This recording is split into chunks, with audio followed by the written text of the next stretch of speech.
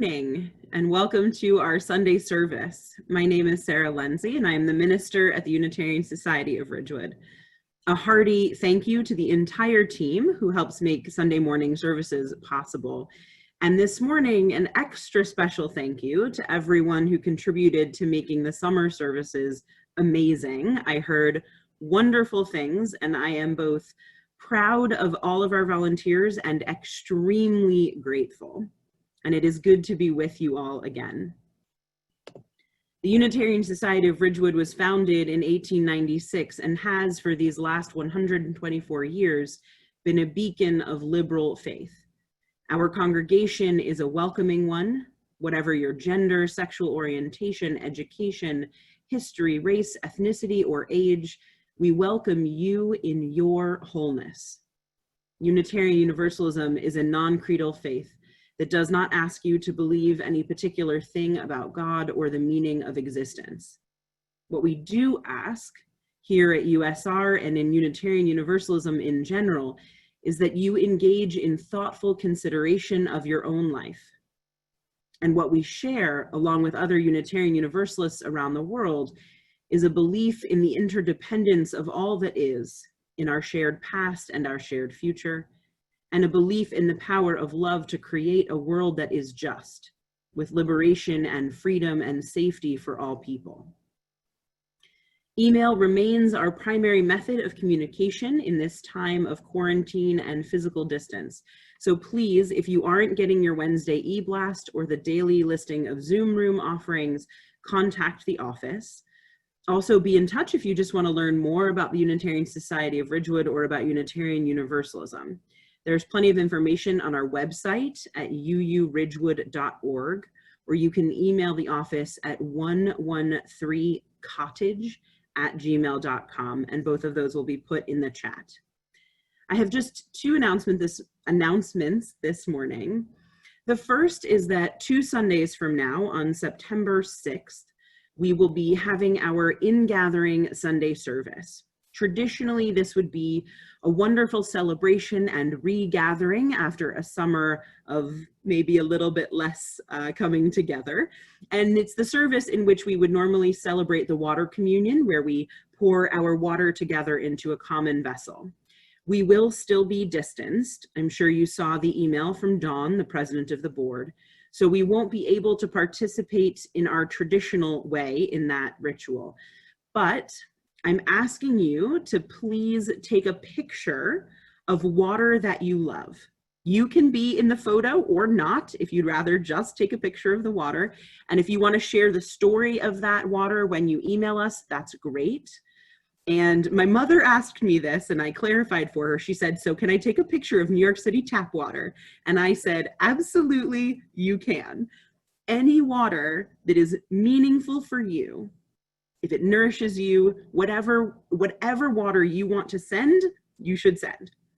And please, you can send them to me, and I'm going to ask Jan to pop my email into the chat as well, at usr.minister@gmail.com.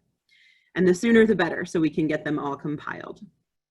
The second announcement is to please be on the lookout for a survey coming from your leadership. We want to get a sense of where folks are right now in their needs and what would be most helpful as we move through the fall in terms of congregational life. So please, when you get that, fill it out. It will help us enormously. Thank you for being with us this morning. And now if you'll please join in the words for lighting our chalice, they will be on your screen. We light this chalice for the light of, is she gonna say it? For the light of truth, the warmth of love, and the energy of action as we gather together in the circle of community. And now I'll invite you to take a deep breath and to listen. Wherever you are, whoever is near you, breathe. Find a stillness inside you and try to listen. What do you hear? Do you hear the wind outside your home? The sound of birds? the hum of the air conditioning? Do you hear the breath of your pets or the people around you? The air as it moves in and out of your own body? The beating of your heart? When we get quiet, when we listen past the hum of our computer, when we listen beyond the din of our own thoughts, when we listen deeper than the words on the surface, there is so much to hear. Be still. Pause. Breathe. And listen.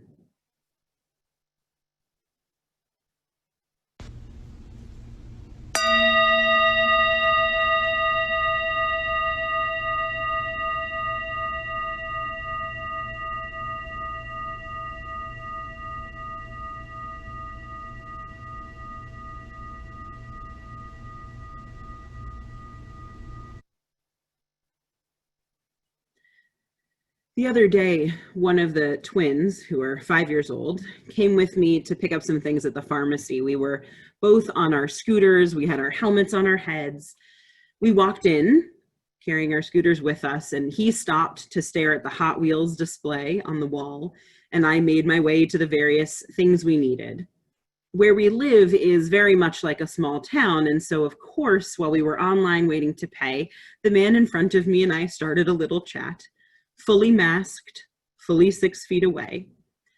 And then when my son and I paid and walked outside, the man we had chatted with was still there organizing himself to make his way home. We were saying a friendly goodbye, and then he called me back and he said, "What's your son's name?" And I told him, and he said, make sure you tell him to remember this time, whatever he can remember.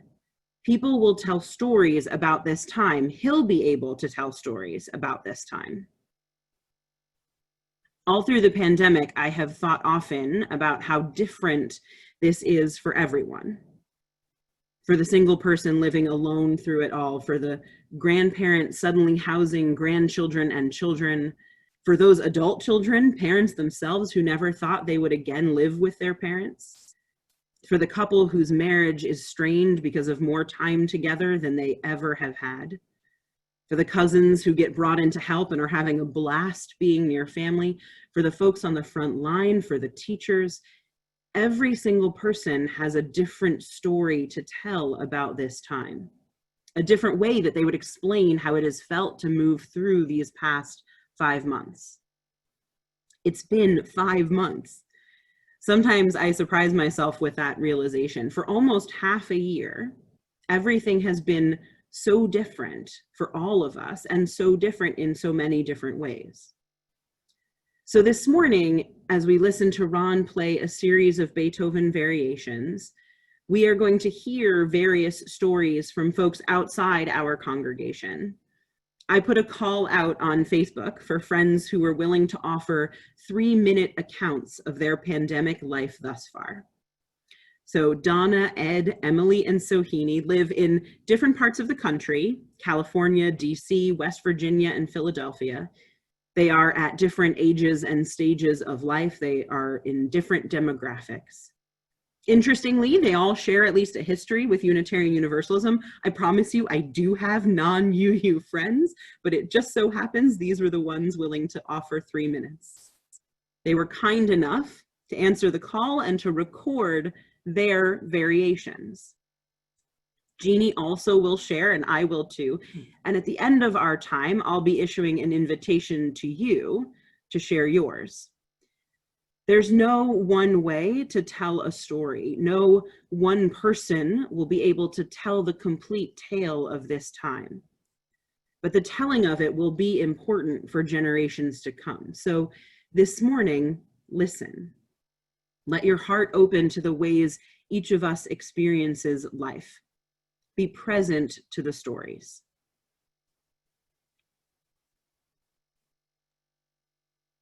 Good morning. I'm Donna Brewer, coming to you from San Jose, California.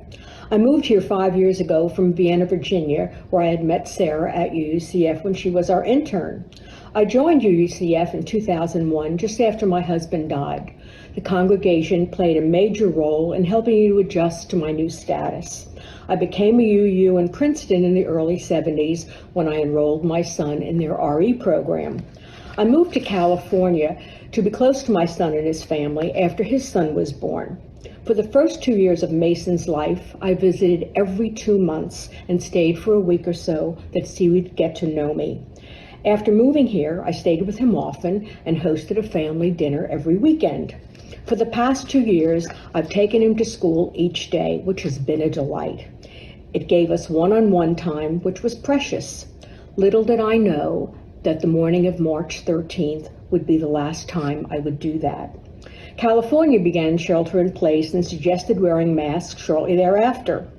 A dear friend from UCF made two, took them to the post office in Winchester, Virginia, and I received them 3 days later. I visited 3 UU churches in the area here and chose to become a member of the UU Fellowship of Los Gatos. Our minister is a Buddhist priest. This small congregation of about 70 members and friends has given me many opportunities to serve. My most satisfying achievement is being the rentals manager. So let me tell you what my life was like before the pandemic and how I've adjusted since. Even before I moved into my condo, I found a bridge group in the building that met every Friday night. I was invited to join a book club and also to play bridge at a senior center 2 afternoons a week. I also participate in the chat group and other neighborhoods once a month. At the fellowship, I participate in the Chalice Circle, which meets 2 mornings a month.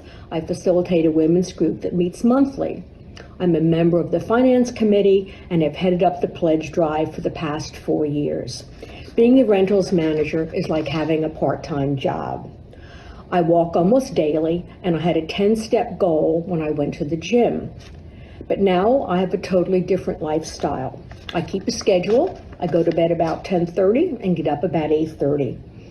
I meditate twice a day and get to walk, and I shoot for 7,500 steps. I read sometimes a book a day. I Zoom meetings, book group, Chalice Circle, and classes offered by the minister. I spend a fair amount of time on Facebook, staying in touch with friends from around the world. I've been in the U.S. since August '99, after having lived in Sri Lanka and Turkey for almost 10 years. I know that my experiences abroad have prepared me for this unprecedented time. It seems fitting that I should speak to you today because it was 49 years ago this month that my family visited my parents who lived in Ridgewood. Goodbye.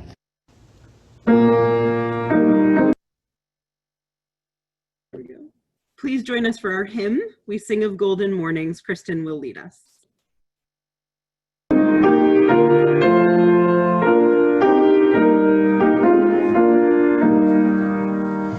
We sing of golden mornings, we sing of sparkling seas, of prairies, valleys, mountains, and stately forest trees. We sing of flashing sunshine and life bestowing rain, of birds among the branches and springtime come again. We sing the heart courageous, the youthful eager mind. We sing of hopes undaunted, of friendly ways and kind. We sing the roses waiting beneath the deep piled snows.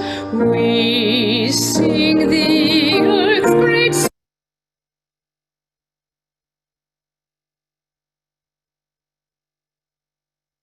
sing the earth's great splendor, whose beauty round us glows.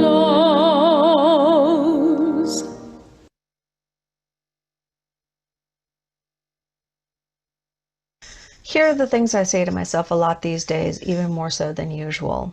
Mutual grace, patience, it could always be worse, count your blessings, and enjoy the anthropause. That's right, anthropause. First, a couple of things about me. I have two awesome kids, 15 and 11. I have the world's best husband, and he's arguably the world's best dad. We are employed, there's food in the fridge, a roof over our heads, and rather important at the moment, the Wi-Fi is good. And I worked from home before, and I have a home office with a door. All of which is to say, I entered the pandemic as well positioned as one can get to survive it, thrive even. I don't miss the commute. I don't miss resting the kids out of bed a full hour before they're ready to be awake. I don't miss struggling to keep my eyes open during afternoon meetings that go on for too long. I miss people. I miss hugging my friends and lingering over long goodbyes. I miss coffee shops and bookstores. I miss movies on a big screen with a bucket of popcorn and entirely too much soda. I run a choir and oh my God, I miss the singing. My mother was supposed to come visit and I can't wait for that to happen. And while it's good to bake, 5 months in, they're not baked goods anymore. My waistline will tell you they're more like baked bads. Apart from learning how to make the perfect challah and becoming a Zoom master, I have taken away a few lessons. First, it's easy to take for granted what you have and what you know. I don't remember what it was like to have to learn to work from home. It was so long ago, and it's not even like when my kids were little and shared my office and I had to learn to hyper-focus. But I had to remind myself this is just not normal for most people, that I shouldn't be shocked at how long it took for incredibly capable people to get it together. Mutual grace. We all need it. The guy who lives in an adorable townhouse from the 1800s with no privacy or desk needs it. The folks whose dogs and kids don't understand that the meeting isn't about them need it. The singletons who live alone and are anxious and have no one to hug through the day like I do need it. The new parent at the office needs it. Heck, all the parents need it right now. I have learned that patience, like forgiveness, is not a one-time thing. It is a daily thing. I remind myself to be patient because the pandemic and the lack of immediacy makes everything worse. Emotions, emails, deadlines, moving targets, everything either slows down even more or accelerates super fast or disappears into some impenetrable cyber void, and then it's just you trying to keep up, endlessly waiting. Every day I tell myself to be patient in this anthropause, this near global moment of liminal waiting where we do not know what is next or when.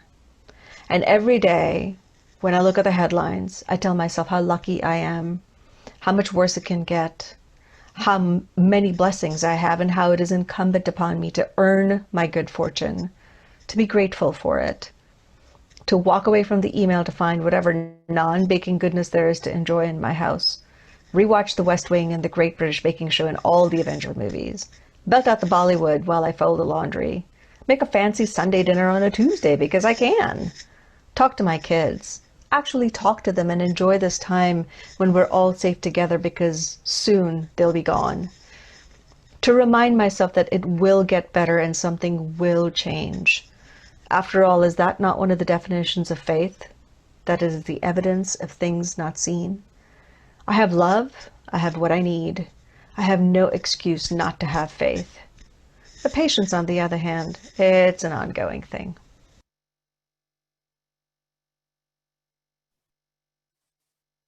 Good morning. I'm Helen Matiso Ayers, a member of the Board of Trustees of the Unitarian Society of Ridgewood. Every Sunday that we gather, we ask for an offering to support the work of this congregation. Our mission statement is to grow in mind and spirit, to act with love for justice, and to transform ourselves and the world. Our mission is no less than the transformation of our own minds and hearts and those of the entire world. You know, that takes work. It takes all the volunteer hours you put in, sharing your talents and gifts. And of course, it takes money. We are truly grateful for the way you have shown up and continue to show up during this time of pandemic, with your hearts and minds open, with your helping hands ready, and with your generous offerings. If ever there was a time for transformation in our nation, this is it. We remain committed to what we at USR have always sought, a world of justice, freedom, and equality, a transformed world. We know that in this moment, there are among us those who are unable to financially support the congregation and instead find themselves in need of support. If that is you, please let us help. Reach out to Reverend Sarah, the office, the caring teams, or any member of the board, including myself. Now on your screen, you will see instructions on how to give. There are so many options. The offering will now be given and gratefully received.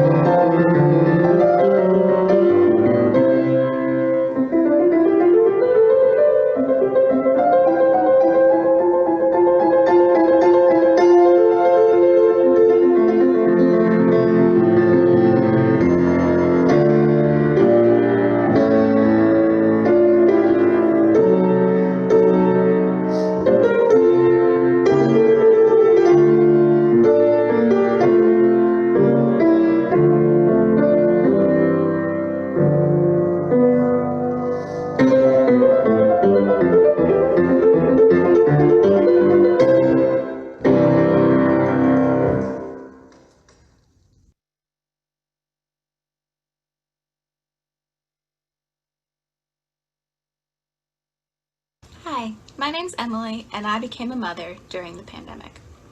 My husband and I found out we were expecting our first child around this time last year.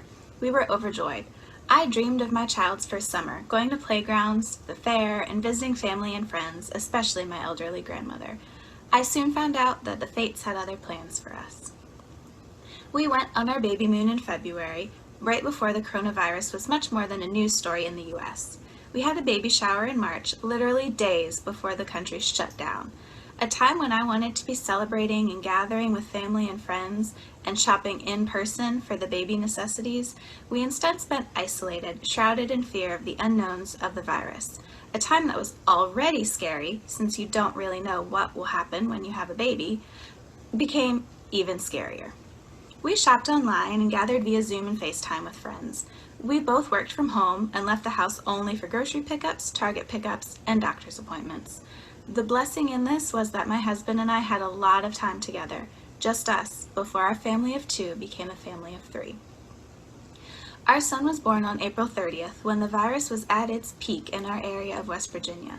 Luckily, my husband could be with us the entire time we were in the hospital, as what we'd assumed would be a relatively uncomplicated birth turned into a traumatic surprise C-section and a 5-day stay. We felt safe and secure during our stay at the hospital that they were not only giving us the best care possible, but also doing everything they could to prevent the spread of the virus. Our parents are all retired, so they were able to quarantine and then be with us the first week we were home. Thank goodness for grandparents. But after that week, at a time when we needed and wanted to be surrounded by our village in person, we've had to turn instead to our virtual village. Our local friends were still able to bring us meals, but they've only met our son through the screen door or across appropriate social distances on our front porch. My son hasn't met my sister, my husband's sisters, or his cousins, except through Zoom and FaceTime. He is more familiar with the iPhone and iPad than I would perhaps like my 4-month-old to be, but this new mama needs to connect with her village however she can. A part of me grieves the summer I dreamed of having, meeting friends at the park or for a cup of coffee, and going to church, the fair, and even Target to show the baby off. I know that my son will only remember that he was loved and cared for, that his diaper was changed, he got milk whenever he wanted it, and he got plenty of cuddles. And the virus for him will only ever be stories told by his mom and dad about the time when the world shut down when he was born. However, since we don't have lots of people over, places to go, our small family has had incredible time to bond. We've taken it one day at a time, reflecting on the past and dreaming of what we want our future to look like when one day, hopefully, the world will be more open and normal again. And at the end of the day, I have my village, even if it's virtual, and my son knows he's loved.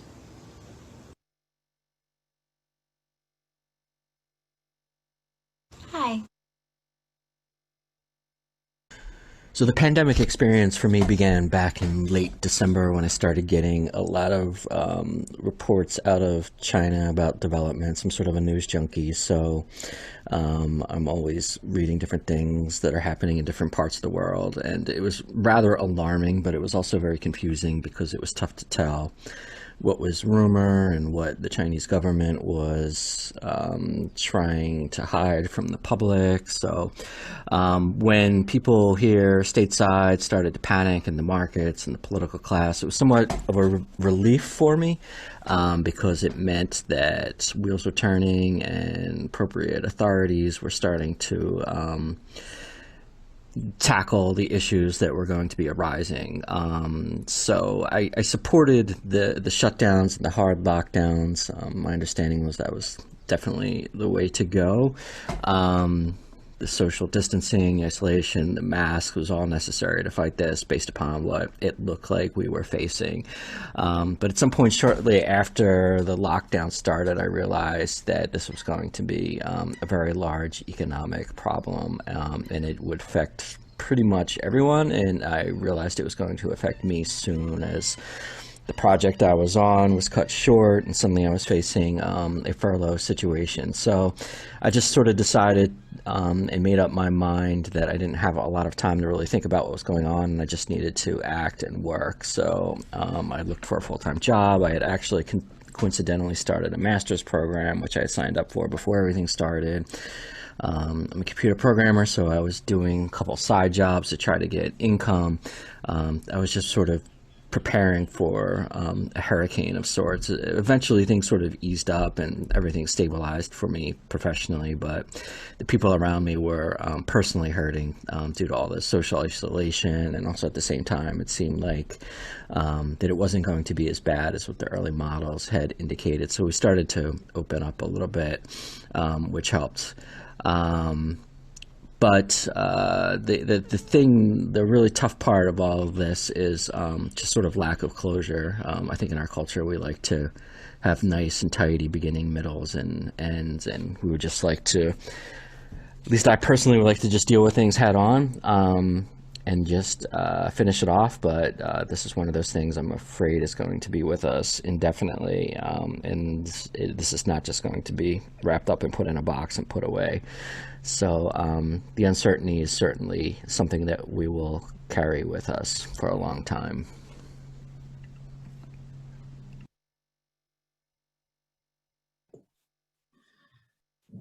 Every Sunday, we take time to come into quiet together, to breathe deeply, to try and find stillness in our own hearts. As we sit together and breathe, we open ourselves to the deep truths inside us, turn our attention to issues of significance beyond ourselves, and commit ourselves to the future. I invite you now into that time.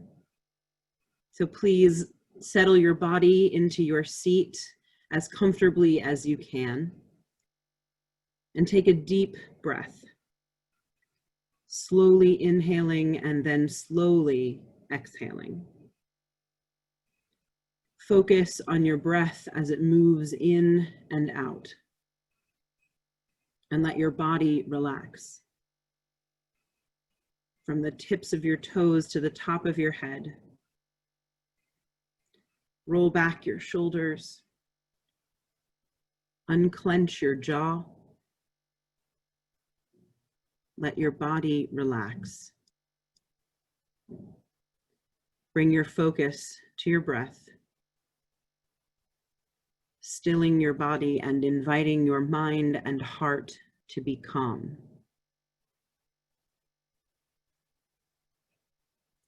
This morning, a morning for hearing stories and for beginning to frame our own. We recognize stories all across the world that need telling. We mourn with those in California, fleeing, fighting, and fearing the wildfires that blaze, destroying natural wonders and threatening lives.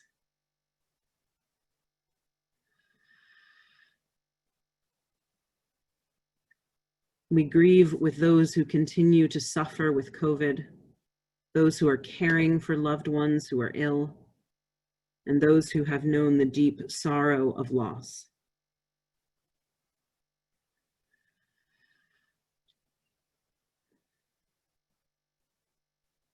We ache with the people of Beirut as they continue to navigate the aftermath of the disastrous explosion of 2 weeks ago.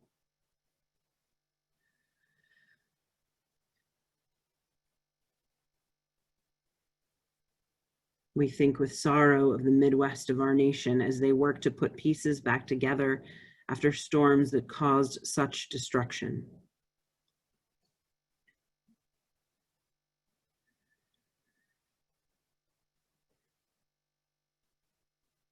We look ahead with worry to the hurricane season, hoping for a reprieve for the nations and states that too often are battered with winds and rains.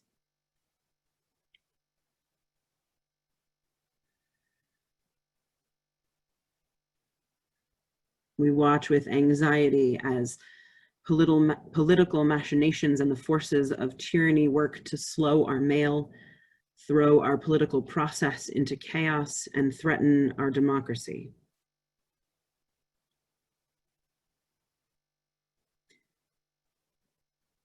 As we look around the world, there is so much to hold. There is grief and sorrow and worry.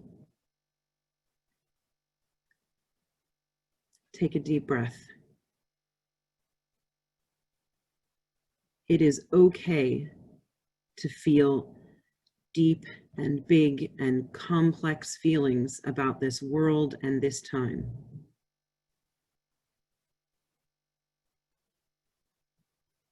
We honor those feelings with our presence, our breath, and our care. Breathe deeply.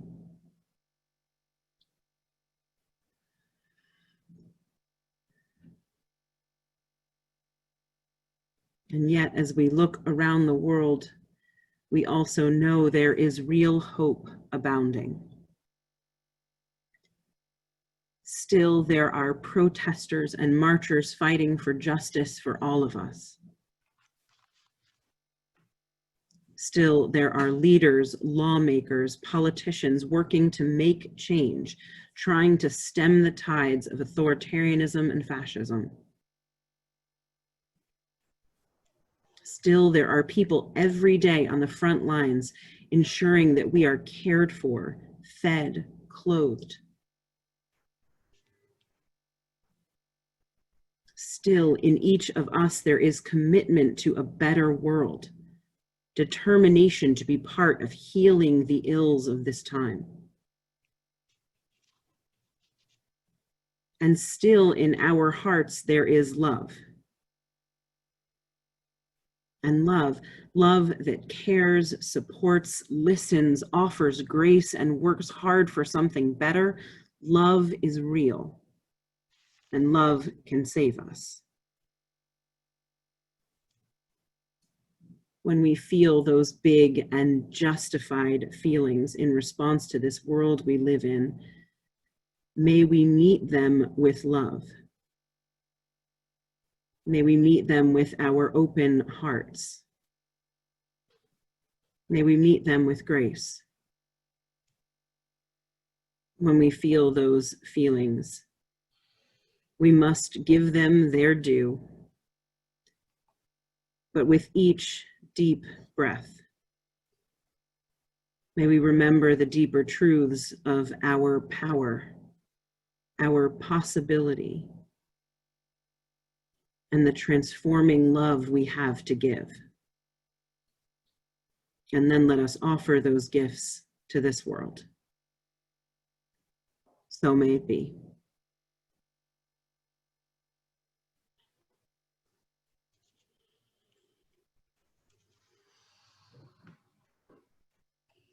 Good morning, everyone.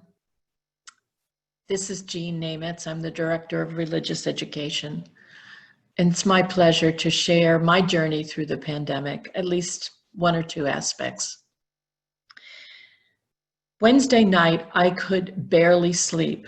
I was so excited because my family, who I had not seen in 6 months, were coming to visit on Thursday. The day was beautiful, the humidity was low, and as they piled into the house and we shared food and stories, that many of which we had already shared on Zoom, but somehow in the person of each other, it was new and exciting. As the day went on, it became apparent that my little guy, my cat, was in a medical emergency. And rather than wait to the following morning, my family really encouraged me to take him into the vet.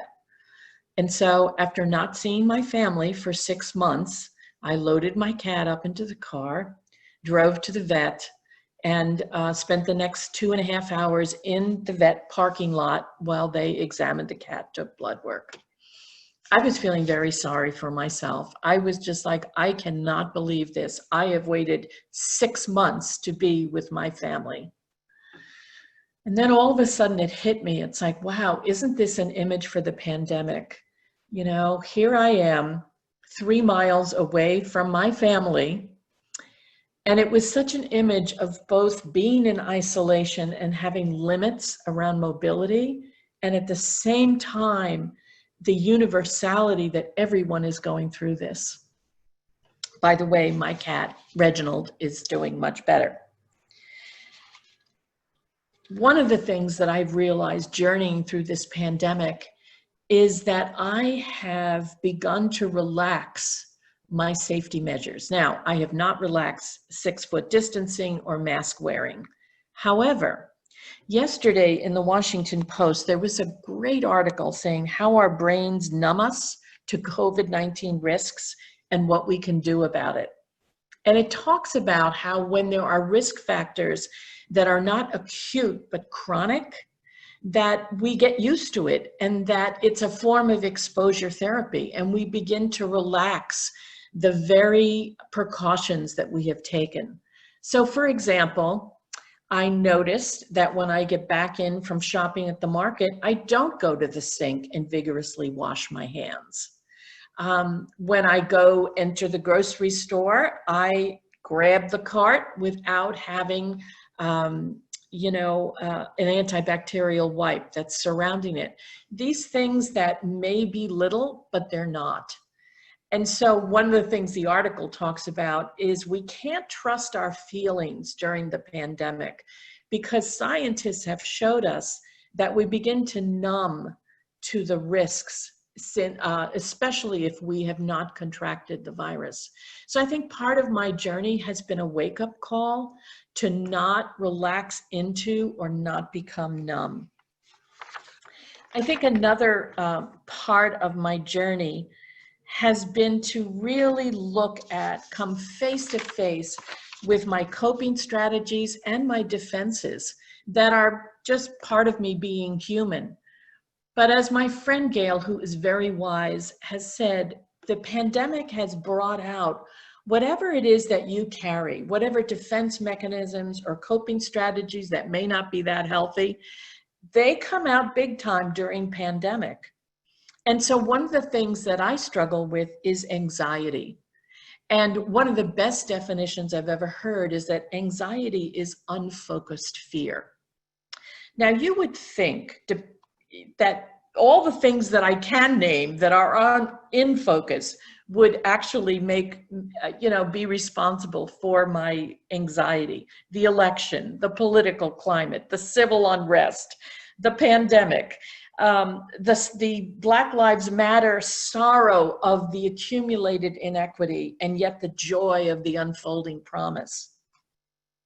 The truth is that I have experienced within myself that despair and amnesia can go hand in hand.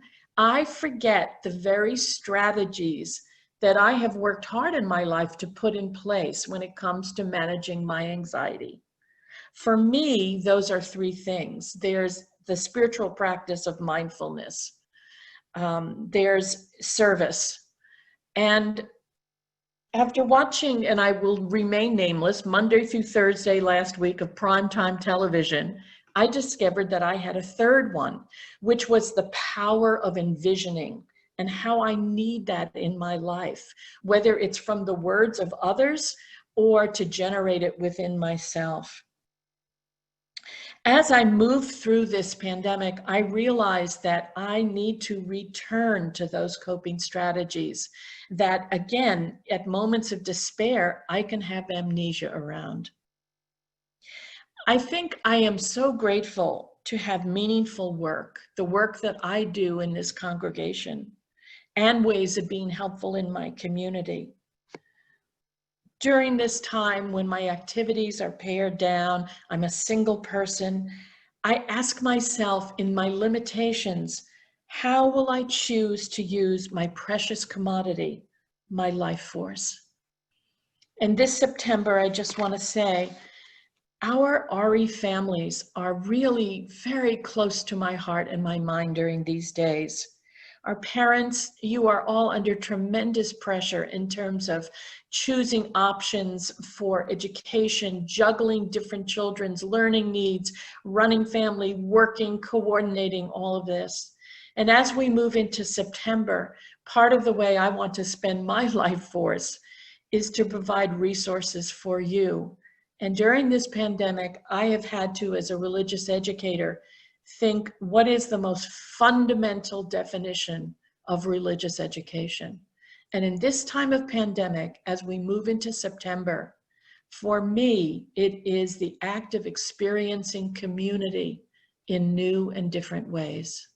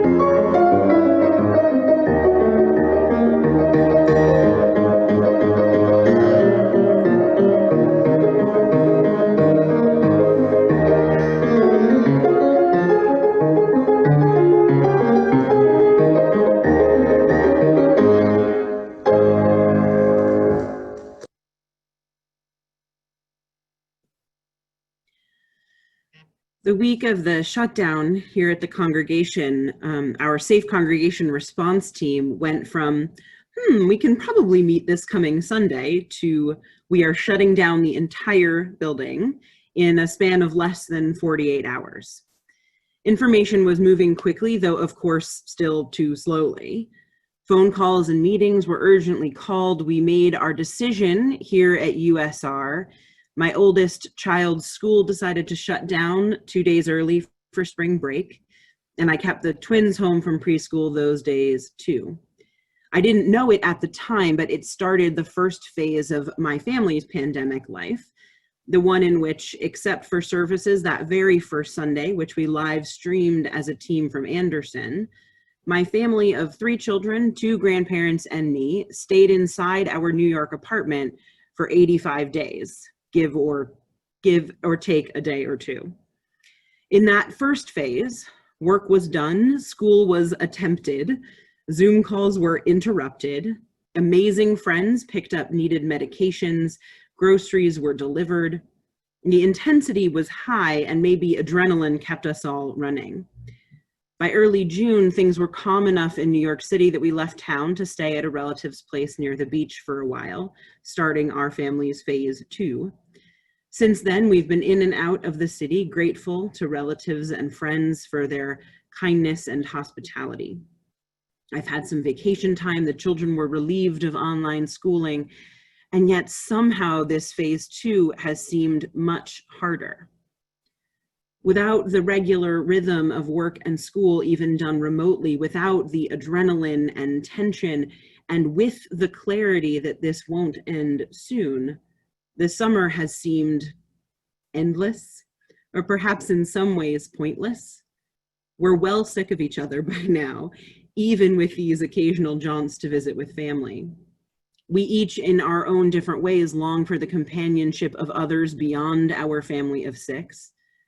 We long for work that feels meaningful, for the assurance outside our family that we are doing good things and making people happy.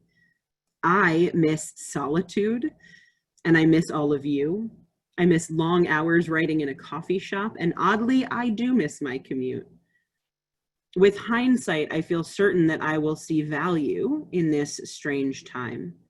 I feel certain I will tell stories about how hard it was, but what resilience it bred and what this pause allowed for in my own life and in the life of our nation. But as we leave my family's phase 2 and head into our phase 3, with me back with you all and the children heading back toward fully remote learning, it is not yet abundantly clear to me what the value will really be.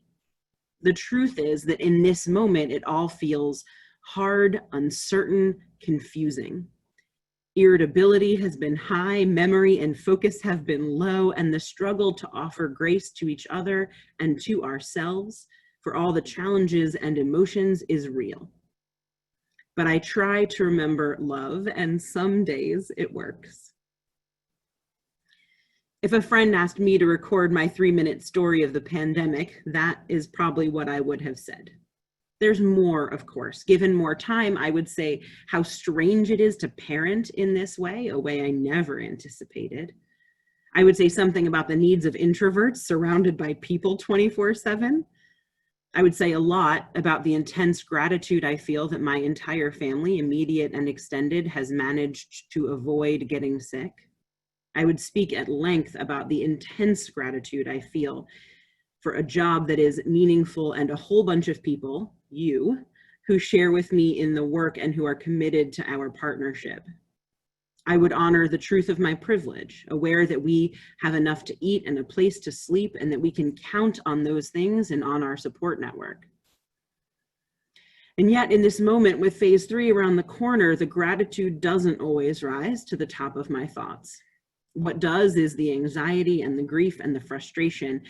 And amidst those yucky feelings is a deep and abiding wondering. Wondering about what story my parents might tell of this time, about what my children will one day say of this time, wondering if they will come to see silver linings or not remember any of it, or if this moment will change them forever in ways that are harmful, or if this moment will give them grit they would never otherwise have learned. I wonder often what their variation will be. There's no right way to pandemic. And in fact, our longings, needs, fears, and hopes will shift as these times shift. As new ideas that at first feel startling pass into accepted fact, as new required behaviors become old habit, as new layers of grief come on and we move through them, things will keep changing. It's one of the great challenges of this time, but it is also lifting up exactly the deeper truth that things do shift and change, and we don't have nearly as much control as we wish we did.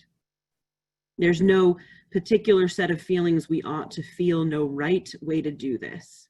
Now, yes, there's a baseline of behavior we all need to continue to hold on to: masks, social distancing, vigilance, even in the face of our own fatigue, and in the face of infection rate improvements that could breed laxity. But beyond that baseline, we each have our own story. And the stories aren't right or wrong, they're just ours. And in any given moment, our story, our feelings, our reactions might make it harder for us to remember, to focus, to offer gentleness, to be patient. This moment has asked a lot of us, and it will continue to ask us to offer grace to each other. It will continue to ask us to offer each other space to feel what we need to feel, even as it asks us to be mindful, compassionate, and as kind as we possibly can be. There's an old quote, sometimes attributed to Plato, though more likely it was written by the Reverend John Watson in the 19th century. Be kind, for everyone you know is fighting a hard battle. I think of that quote often these days as it feels more true to me than ever. As we move through these times collectively, it can be easy to think we understand what others are going through, or that we know what's best for people since we too are experiencing the same trauma. But we truly don't know. From the outside, we might think a person's experience of the pandemic might be just fine, and in reality, they may be suffering deeply. Or perhaps the opposite. Perhaps we worry about someone, and in fact, this time has offered them an opportunity to get closer to family in the ways they've always wanted to. We just don't know. And we can't know unless we ask. And when we hear, we can't judge. All we can do is offer empathy, a listening ear, grace, and love. And so, in fact, this is my challenge to you.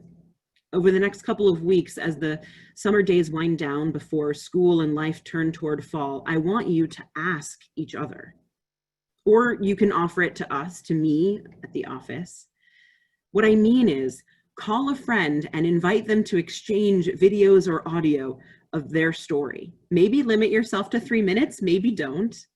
If you want, you can record yourself and send it in to me. You can share it on Facebook with all of us. You can share it on Realm. But talk to each other and ask that question. What is your pandemic story so far? Ask your family to make recordings that you'll all be able to listen to a year from now. And when people share, really, really listen.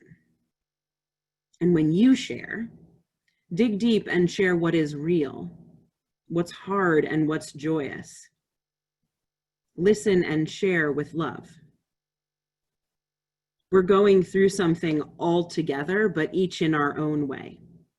There's beauty in our difference, comfort in our shared reality, and truth in our individual stories. May we find ways to share, to listen, and to love. So may it be. Please join in our closing hymn. It's 66, When the Summer Sun is Shining.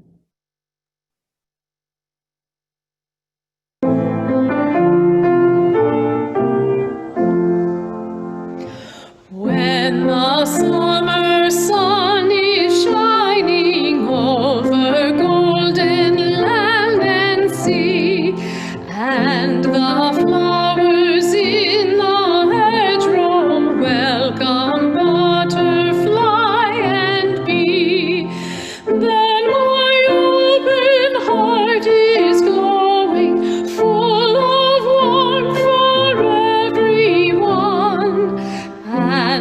I feel an inner beauty which reflects the summer sun. When the summer clouds of thunder bring the long-awaited rain, and the thirsty soil is moistened, and the grass is green again, then I long for summer sunshine, but I know that clouds and tears are a part of life's refreshment, like the rainbow's hopes and fears. In the cool of summer evening, when the dancing insects play, and in garden, street, and meadow linger echoes of the day, then my heart is full of yearning, hopes and memories flood the whole of my being, reaching inwards to the corners of my soul.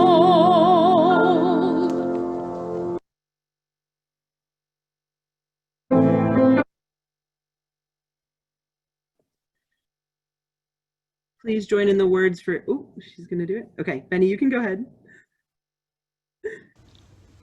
Please join us in the words for extinguishing the chalice. They can be found on your screen.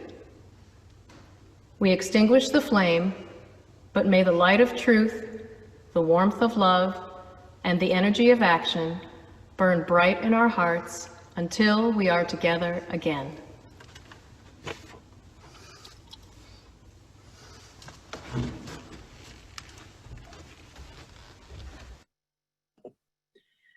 Thank you all.